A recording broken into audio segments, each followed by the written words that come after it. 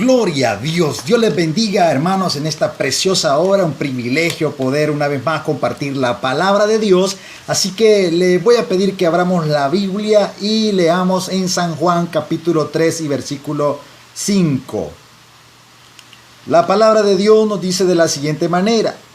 Respondió Jesús: de cierto te digo que el que no naciere del agua y del Espíritu no puede entrar al reino de Dios. Amén. Aleluya. Siguiendo con la sana doctrina, hoy el tema es la regeneración.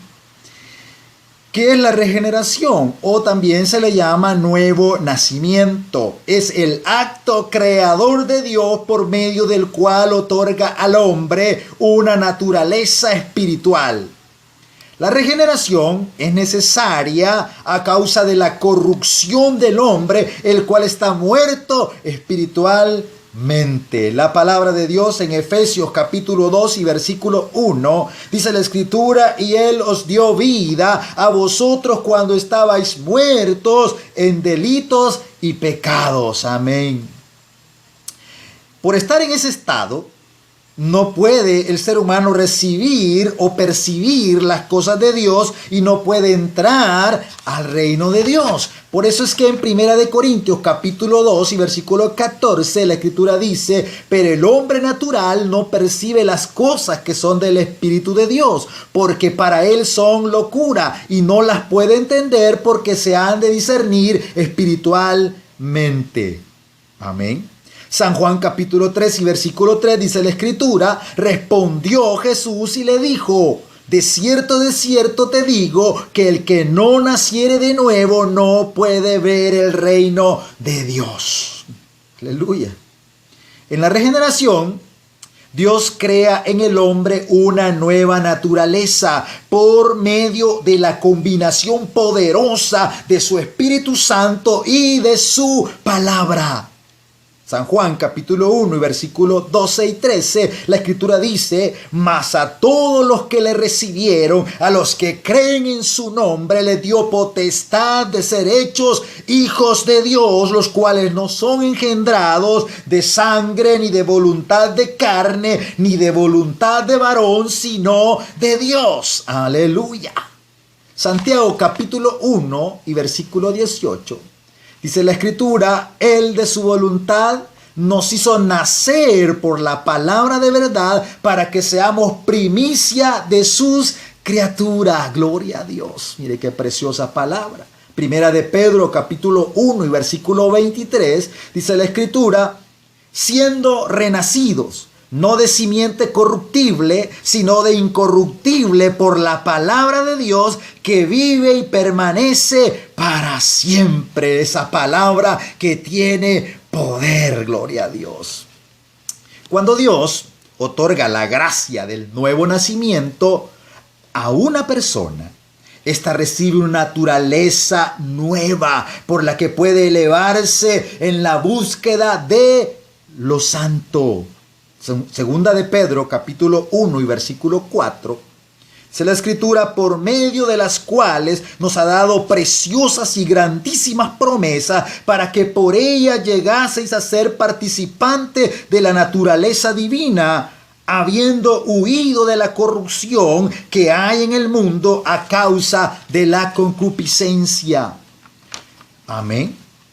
Por esa nueva naturaleza, la persona es adoptada hijo de Dios. La persona es que disfruta de la vida eterna e ingresa a la familia de Dios cuando adquiere esa nueva naturaleza. Primera de Juan capítulo 3 y versículo 8 al 10 dice la Escritura: el que practica el pecado es del diablo, porque el diablo peca desde el principio. Para esto apareció el Hijo de Dios, para deshacer las obras del diablo. Todo aquel que es nacido de Dios no practica el pecado, porque la simiente de Dios permanece en él y no puede pecar porque es nacido de Dios. En esto, dice la Escritura, se manifiestan los hijos de Dios y los hijos del diablo. Todo aquel que no hace justicia y que no ama a su hermano no es de Dios. Amén. Aleluya. La palabra de Dios es viva y eficaz. San Juan capítulo 6 y versículo 63 dice la escritura: el espíritu es el que da vida, la carne para nada aprovecha. Las palabras que yo os he hablado son espíritu y son vida. Gloria a Dios. Colosenses capítulo 1 y versículo 13. Dice la escritura: el cual nos ha librado de la potestad de las tinieblas y trasladado al reino de su amado Hijo. Amén. La naturaleza espiritual que se recibe en la regeneración no destruye ni anula la naturaleza adámica que tiene todo hombre, de manera que en el cristiano coexisten ambas naturalezas, la carnal heredada de Adán y la espiritual heredada de Cristo. El antagonismo existente entre estas dos naturalezas, que son contrarias, generan en el creyente un conflicto permanente, de manera que tenemos una lucha a diario. Gálatas capítulo 5 y versículo 17 dice la escritura: porque el deseo de la carne es contra el espíritu y el del espíritu es contra la carne, y estos se oponen entre sí para que no hagáis lo que quisiereis. Amén. ¿Cuál es entonces el deber del cristiano? El deber del cristiano es fortalecer su naturaleza nueva para vencer sobre la vieja naturaleza carnal. Para ello debe someterse a la cruz de Cristo y moverse en el Espíritu de Dios.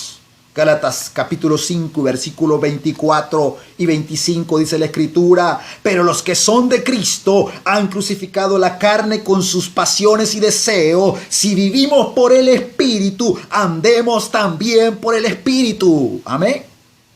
Gálatas capítulo 5, versículo 16.